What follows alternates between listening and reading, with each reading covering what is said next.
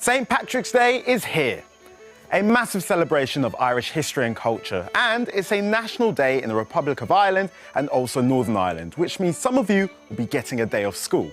But wait, what actually is St. Patrick's Day? Well, I'm here to give you your need-to-knows. First, we travel back in time all the way to about 431 AD. Introducing St. Patrick himself. He's the patron saint of Ireland and introduced Christianity to the country. He's often seen in pictures holding a three-leaf plant called a shamrock. There's a myth that he drove snakes out of Ireland, but although it's true that there are no wild snakes in Ireland, it probably isn't thanks to St. Patrick, and is more likely that the country didn't have any snakes in the first place. Now, fast forward a little and there's a big day to celebrate. It started off as a religious feast, but is now a global festival celebrating all things Irish. I'm talking parades. There's dancing at events called Céilís with Gaelic folk music. And chances are you'll see a lot of these guys, naughty bearded fairies called leprechauns.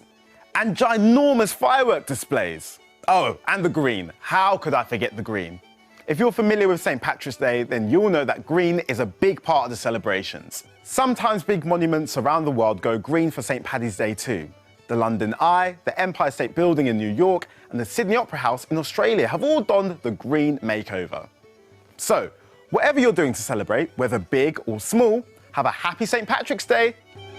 Jack and Kings, a taste of China anytime, anywhere.